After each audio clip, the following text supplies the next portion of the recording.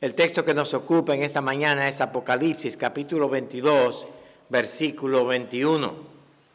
Apocalipsis, capítulo 22, versículo 21. Y el texto dice: la gracia de nuestro Señor Jesucristo sea con todos vosotros. En el original,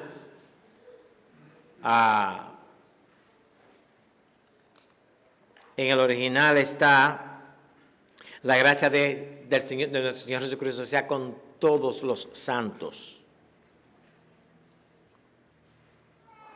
Con ustedes los santos. Y la gracia de nuestro Señor es necesaria, como vimos en el sermón anterior. Ese concepto de la gracia, el favor de Dios, las bendiciones de Dios sobre alguien. Y en la eternidad esa gracia siempre ha existido. Esa gracia de Dios Padre siempre fue derramada sobre Dios Hijo. Y Dios Hijo derrama gracia sobre el Padre. Y el Padre derrama gracia sobre Dios Hijo. Y Dios el Espíritu Santo. O sea que la gracia, dijimos, no es una respuesta al pecado del hombre, sino que Dios es un Dios de gracia. Y lo que Él ha hecho para darnos las bendiciones eternas es que Él ha derramado esas bendiciones en Cristo y ha llamado a un pueblo, ha escogido un pueblo para estar en Cristo y en Cristo entonces recibir las bendiciones, el favor de Dios. La elección, la predestinación, ser adoptados, ser perdonados, ser aceptos ante Dios y todo lo mencionado al inicio de Efesios capítulo 1, Dios lo da por gracia y por gracia solamente. Sola gracia es una de las columnas de nuestra fe. Y solo Cristo es la otra columna. Todo se derrama en Cristo, todo de gracia, todo en Cristo. En el mensaje de hoy continuaremos con el tema de la gracia y veremos que la gracia es de Cristo. Yo sé que ustedes saben todo esto de memoria, pero yo tengo que alargar Apocalipsis por un año más y ya lo terminé, entonces tengo que... No. La gracia es de Cristo. Así que veremos solamente ese punto. La gracia es de Cristo. El profeta Jeremías acusa a la nación de Israel de idolatría. El profeta Jeremías le dice a la nación: ustedes son idólatras, lo mismo que le dijo Isaías, lo mismo que le dijo Ezequiel. Y la idolatría tiene como fin el ser satisfechos, el ser bendecidos, el ser bienaventurados en lo profundo de nuestro ser sin Dios. Sin Dios. Queremos las bendiciones de Dios sin Dios. Y antes de que se duerman, déjenme decirle el punto central del mensaje. Sin Dios, sin Cristo, no podemos tener las bendiciones porque las bendiciones son de Cristo. Se originan en Él y le pertenecen a Él. Jeremías pone esta idolatría delante de ellos en el capítulo 2 del profeta Jeremías. Y en Jeremías capítulo 2, versículo 13, dice algo muy interesante que muchos de nosotros hemos escuchado. Porque dos males ha hecho mi pueblo. Me dejaron a mí fuente de agua viva y cavaron para sí cisternas rotas que no retienen agua. Dos males, no un mal, dos males.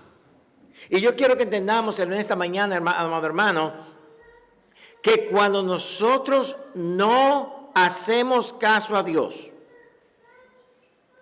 nosotros cometemos esos dos males. En todas nuestras malas decisiones cometemos esos dos males. El pecado es doble, porque abandonan, rechazan a Dios, y porque al rechazar a Dios se cavan, hacen para sí otras fuentes. Y Dios no hace esta acusación como una acusación general. Muchos de nosotros decimos, ellos van a limpiar la mesa.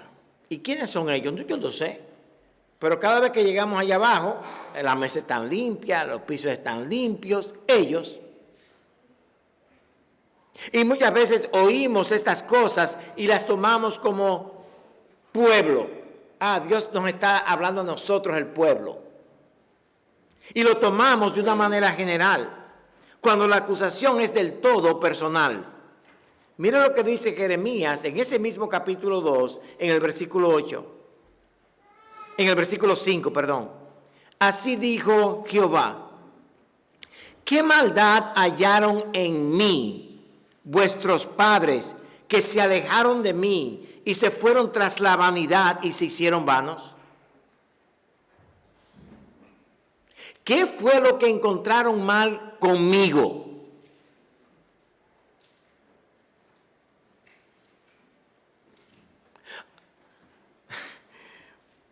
Cuando rechazamos a Dios, el asunto es personal para Dios. Es individual, es personal.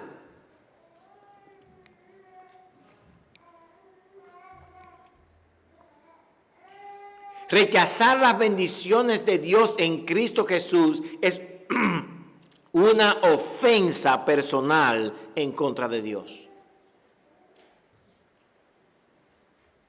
Y Dios, amado hermano, óigame bien lo que les voy a decir. Dios no puede ser rechazado sin consecuencias. Déjenme repetir esto, amado hermano. Porque muchas veces damos consejo, muchas veces hablamos con los hermanos, muchas veces ponemos lo que la Escritura dice frente a los hermanos, y muchas veces los hermanos dicen, voy a hacer lo que quiero. Dios no puede ser rechazado sin consecuencias.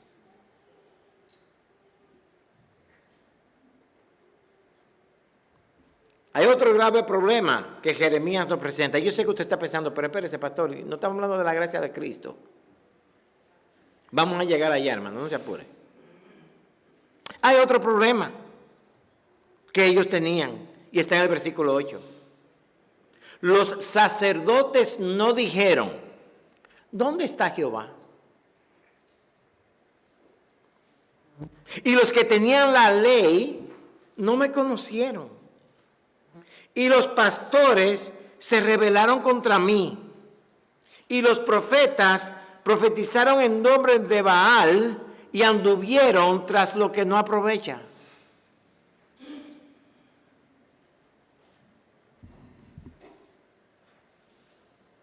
Sin la guía de la palabra de Dios y con los líderes permitiendo que ellos anduviesen en sus idolatrías sin confrontarlos, el pueblo se perdió. El pueblo se perdió. Nadie preguntaba, ¿dónde está Jehová en esta decisión? ¿Dónde está Jehová en lo que voy a hacer? ¿Dónde está Jehová en la relación que tengo? ¿Dónde está Jehová en los negocios que hago? ¿Dónde está Jehová como vivo? ¿Dónde está Jehová cuando hablo?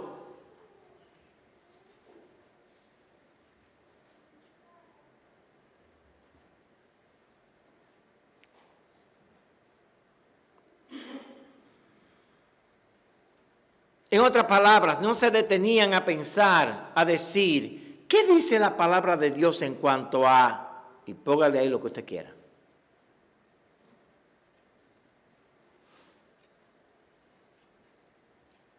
La palabra de Dios debe regir, por ejemplo, tu horario. ¿Cómo, pastor? Pero yo trabajo de lunes a viernes. Yo voy a la iglesia el domingo, cuando puedo. No. El horario tuyo debe ser regido por la palabra de Dios. Aún para eso hay palabras y hay principios. La reunión con los santos tiene que ser primordial en tu vida. Los demás se mueren.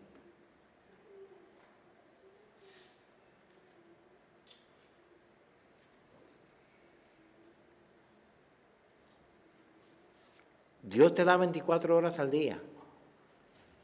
Y en ellas debes tú encontrar el tiempo para pasar tiempo con Él, para orar, para conocer más de Dios en su palabra. Debe ser la prioridad. Por ejemplo, yo le digo a los hermanos cuando me preguntan, pastor, hay un nuevo trabajo que se me ha ofrecido, lo primero que yo le pregunto es, ¿te va a impedir servir en la iglesia? Y si la respuesta es sí, la respuesta al trabajo es no.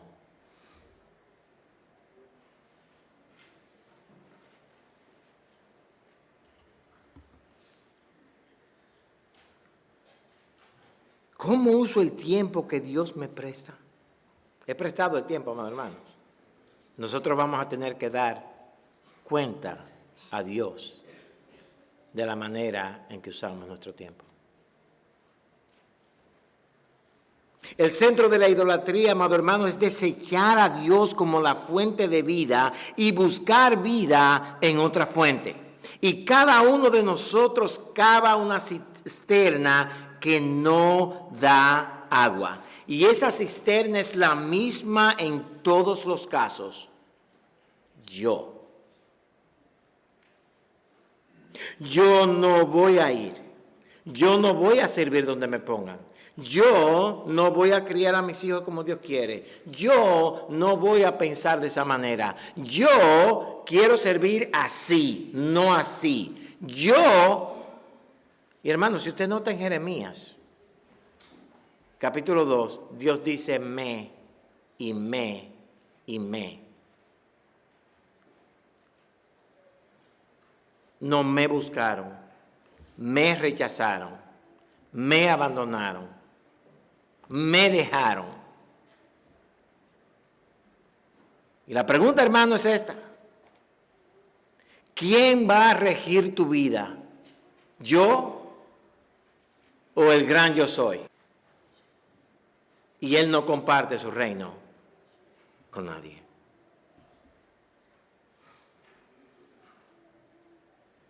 Cuando pensamos así, cuando nosotros pensamos, yo voy a regir mi vida, yo voy a servir como yo quiera, yo voy a hacer lo que yo quiera, como lo quiera, cuando lo quiera. Cuando nosotros dejamos a Dios, dejamos su palabra y cavamos una cisterna en nosotros mismos, vamos a estar sedientos siempre. Y cuando pensamos aquí, así ocurren dos cosas.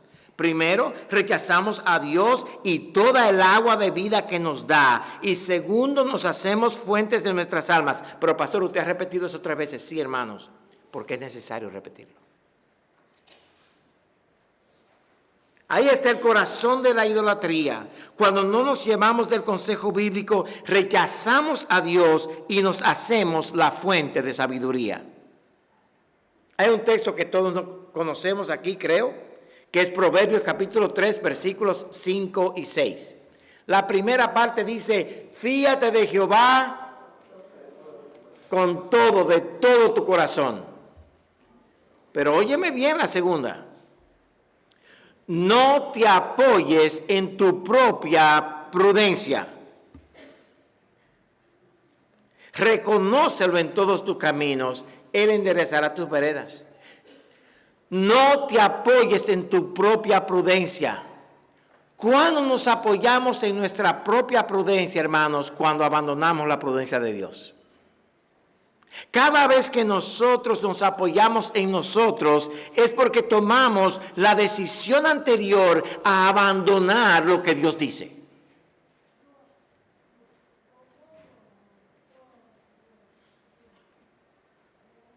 Yo quiero que mantengan este cuadro de la idolatría y la ilustración que Jeremías da es la del agua viva. El agua es necesaria para vivir. Y ustedes han rechazado el agua viva. ¿Qué tiene que ver eso con Apocalipsis? Bueno, hermanos, amados, en Apocalipsis vemos a Cristo de que de su trono sale el agua viva. El Evangelio de Juan nos presenta a Cristo como el agua viva. Apocalipsis nos presenta a Cristo como el agua que nos sostiene. No tendrán más sed ni hambre, porque Él estará con nosotros.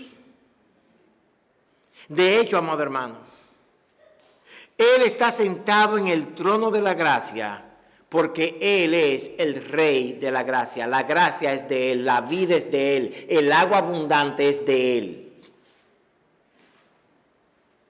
La gracia de Dios es de Cristo para dar. Dios Padre ha puesto la potestad de darle salvación en las manos de Cristo para que Él salve a quien Él quiera. A los que Dios escogió desde antes de la fundación del mundo. Cristo, amado hermano, es el que da el regalo de la salvación a quien quiere. Y uno de los problemas más graves que tenemos es el no reconocer que la gracia es un regalo. La gracia salvadora es un regalo de Dios.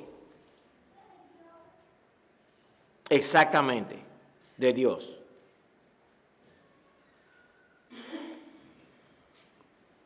Un regalo que no se gana, que no se merece, que no podemos pagar. Y el recipiente del mismo no puede hacer nada para ganarlo. Lo único que puede hacer es recibirlo.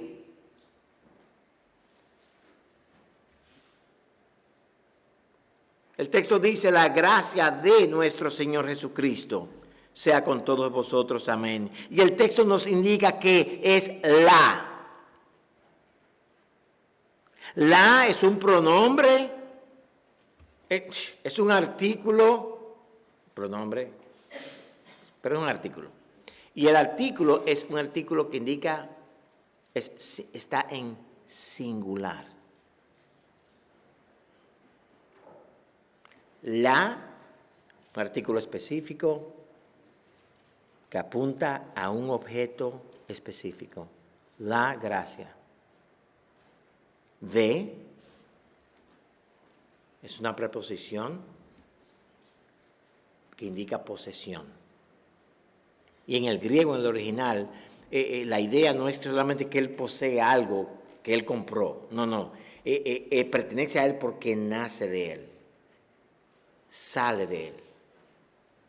Es lo que se llama el genitivo. Es de donde nace, de donde viene. La gracia es de nuestro Señor Jesucristo. Lo cual hace que la gracia tenga la calidad de divinidad. La gracia es divina, es eterna, es santa, es justa, es buena, es pura y se corresponde completamente con el carácter de Dios y la esencia de Dios.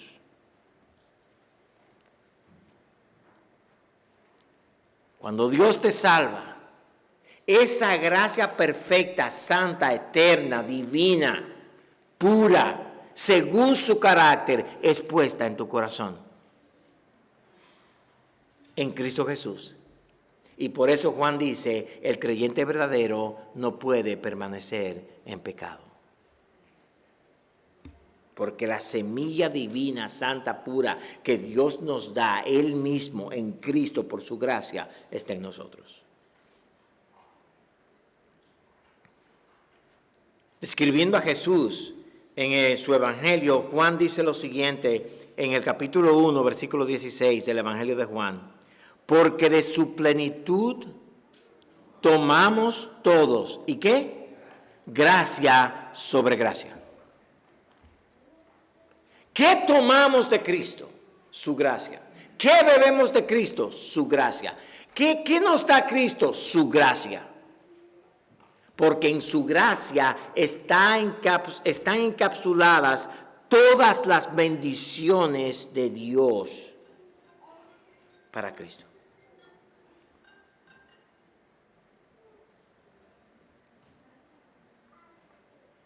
Hermanos, la misma gracia que Dios Padre derramó sobre Dios Hijo es la gracia que Dios Padre, Dios Hijo y Dios Espíritu Santo derraman sobre cada uno de los que son sus hijos.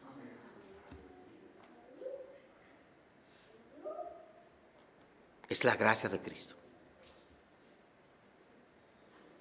Pablo nos dice que no hay nadie que haga lo bueno, nadie es bueno, todos somos impíos de nacimiento, por lo cual la salvación no puede estar en nada que hagamos. Y en Romanos 3:24 él dice, siendo justificados gratuitamente por su gracia, mediante la redención que es en Cristo Jesús. Somos justificados gratuitamente, somos mantenidos justos gratuitamente, somos santificados gratuitamente y seremos glorificados gratuitamente, todo por gracia.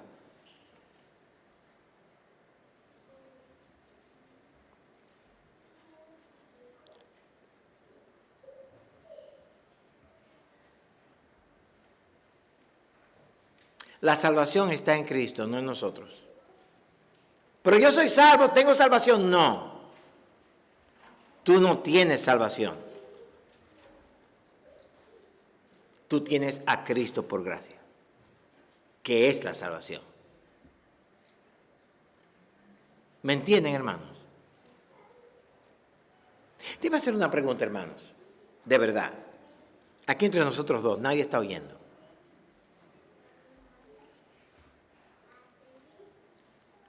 ¿Crees tú que Dios ha derramado su gracia sobre ti?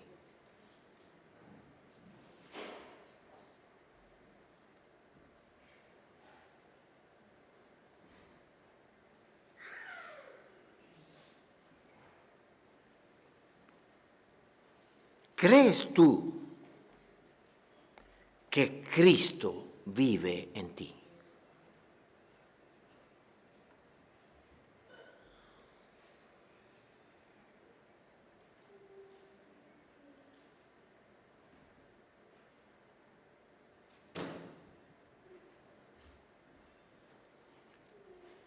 Yo quiero que tú entiendas lo siguiente. La única razón por la cual Dios te ve a ti con su favor es porque Cristo está en ti si eres creyente.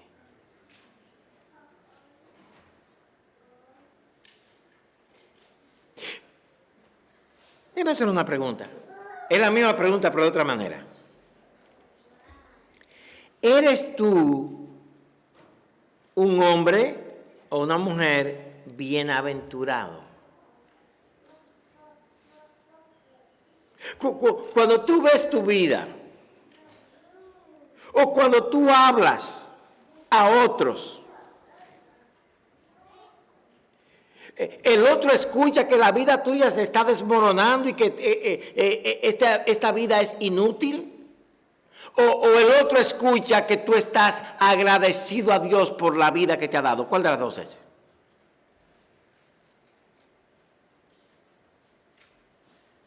¿Eres tú bienaventurado?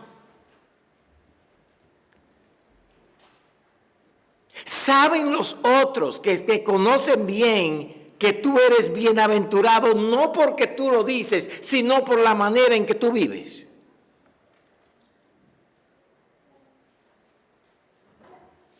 ¿Te marca el gozo de ser bienaventurado o no?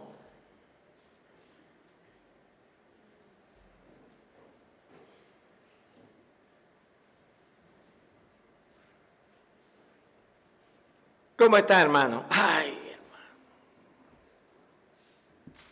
hermano. Ay. Y hermano, ¿y usted? Ay, ni me pregunte.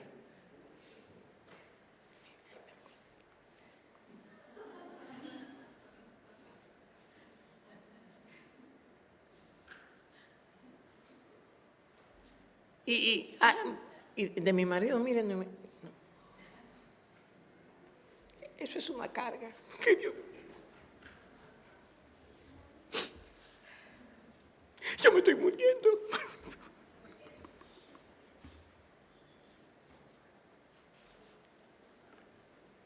Pero Cristo es mi Salvador, yo soy salvo. Hermanos, el que es bienaventurado en Cristo vive como un bienaventurado en Cristo.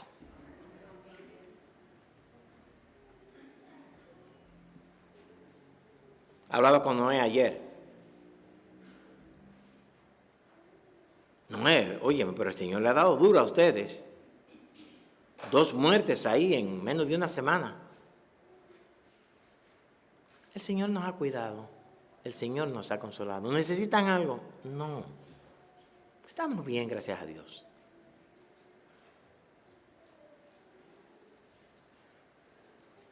Él pudo haber dicho como los cristianos regulares dicen: ay, usted no sabe lo que es ese dolor que yo tengo.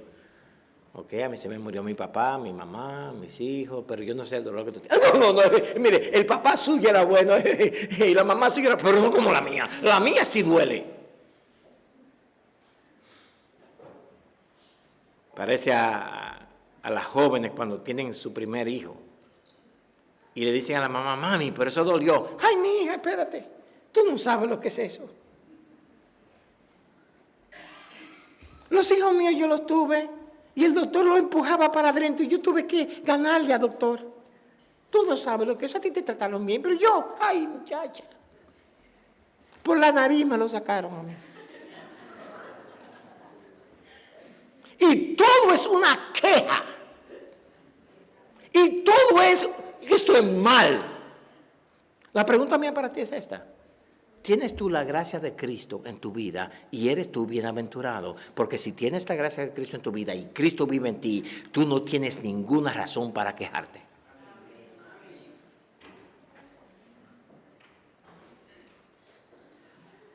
La gracia de Cristo es de Cristo. Y recibimos la gracia en Cristo. Si no hay Cristo, no hay gracia, hermanos. Si no hay Cristo, no hay gracia. Su gracia es vista en Apocalipsis, en el libro que estamos cerrando. Y Apocalipsis no es más que la expresión de la gracia de Cristo en la salvación de los suyos desde el principio hasta el final, a través de la historia, a través de las adversidades, a través de los conflictos, a través de la persecución de los enemigos de Dios. Cristo los salva. Y todo lo que hemos visto en el libro de Apocalipsis es la gracia de Cristo en acción, salvando a su pueblo, condenando a los enemigos. Déjenme darle 3 ejemplos de esto. Primero, en las cartas a las 7 iglesias, el Espíritu de Dios muestra su gracia, advirtiéndoles en contra del pecado e indicándoles el remedio. Mira, yo veo cosas buenas en ti, pero esto está mal en ti, arréglalo. ¿Y cómo quiere que lo arreglen? Mira, ¿tienes ceguera? Cómprate el bálsamo de la palabra de Dios para curarte los ojos. ¿Tienes sordera? Cómprate la medicina que Dios da en su palabra para quitarte la sordera espiritual que tienes. A la iglesia en Esmirna, por ejemplo, le dice que no teman la persecución de los judíos y no se desesperen por su pobreza. Hermanos, ¿cuántos de ustedes son pobres? Y el que levante la mano aquí y diga que es pobre, le diré mentiroso.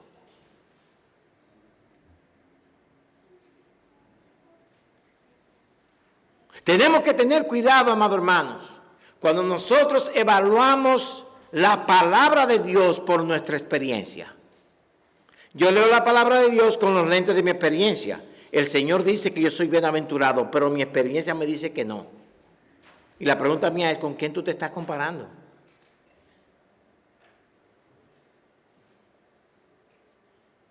Mira lo que dice Dios a Esmirna.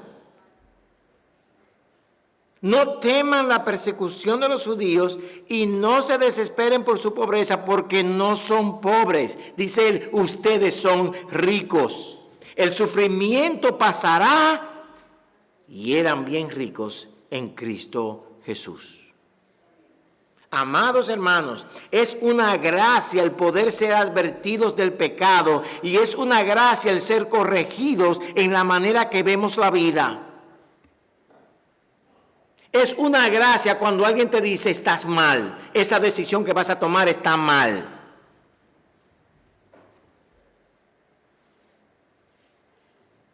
A nosotros no nos gusta que nos digan no.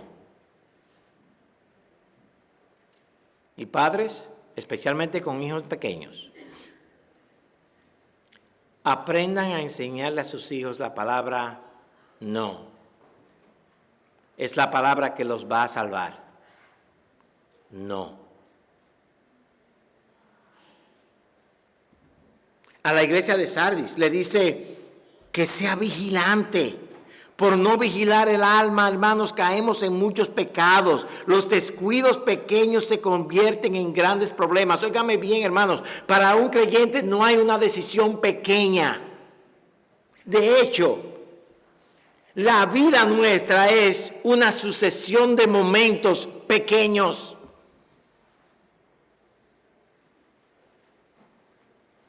Nosotros creemos que el cristianismo solamente se aplica a la cosa grande.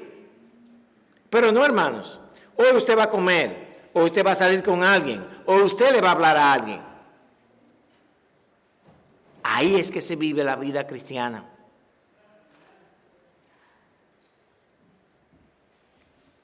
Otro ejemplo de la gracia de Cristo se ve en Apocalipsis capítulos 4 y 5. Y allí Cristo en su bondad para con nosotros nos da un pequeño vistazo de las glorias del cielo. Y ahí vemos que Dios está sentado en su trono y que los eventos de la historia son decretados y controlados por Él.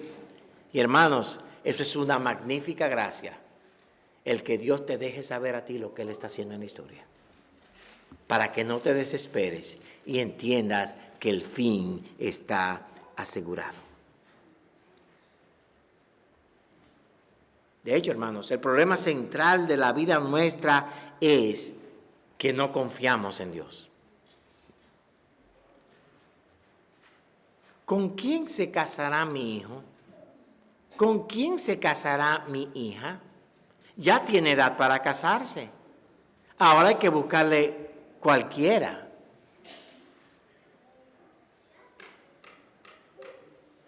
Eso es falta de confiar en Dios. Falta de confianza en Dios. Pero es que los amigos que ella tiene solamente son medios impíos. Los amigos del trabajo de él son solamente impías, pero son buenas personas. Eso es porque no confiamos en Dios.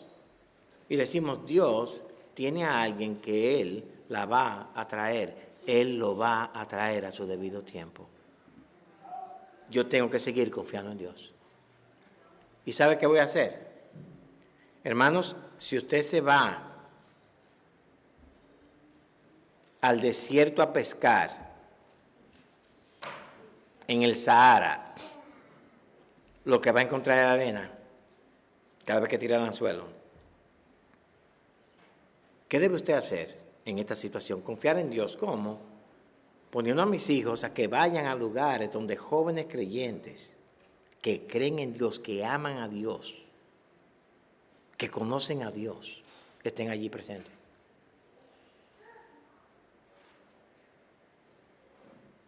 ¿Qué va a pasar si no tengo ese trabajo? ¿Por qué un siervo de Dios sufre así?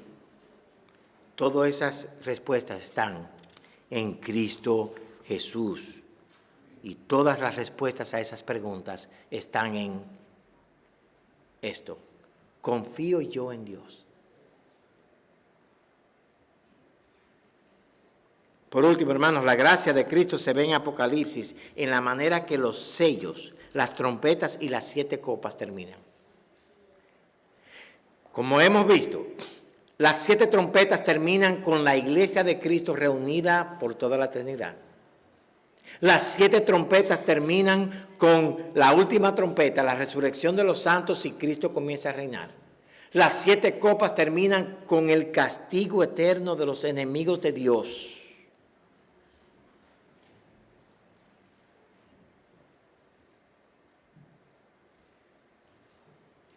¡Qué gracia! ¡Qué gracia! ¡Qué gracia tan grande la de saber que el reino de la oscuridad, el reino del diablo, las 2 bestias, los demonios y los impíos que le siguen no van a triunfar porque el león de Judá va a triunfar! ¡Qué gracia!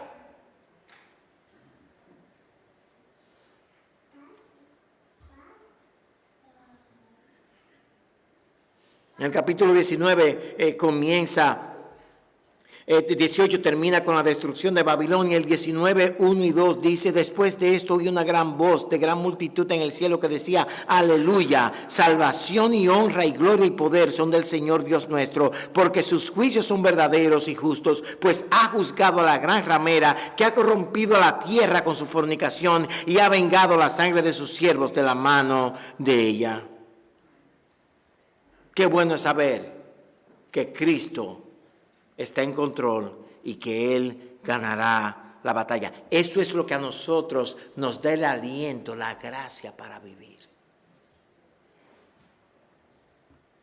Entonces, la gracia de Cristo es central en toda la obra de Dios. Pero la gracia de Cristo también es la gracia que perdona pecadores y les da vida en Cristo. Y es por esa gracia, hermanos, que nosotros perdonamos a otros. Es por esa gracia que somos pacientes con otros. Es por esa gracia que soportamos a otros. Es por esa gracia que sobrellevamos, nos ayudamos, servimos en la iglesia, trabajamos, honramos a otros, alentamos a otros, aconsejamos a otros, amonestamos, y todas las cosas que hacemos en la iglesia deben ser hechas por esa gracia.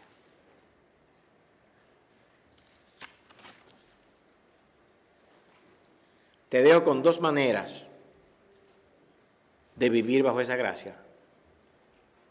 Sirve con todo el corazón en la iglesia que Dios te ha puesto hasta que Cristo venga. 1. Y 2, perdona a todo el que te ha hecho mal, aunque ellos ni lo sepan, porque Dios te ha dado la gracia para poder hacerlo. Vamos a orar.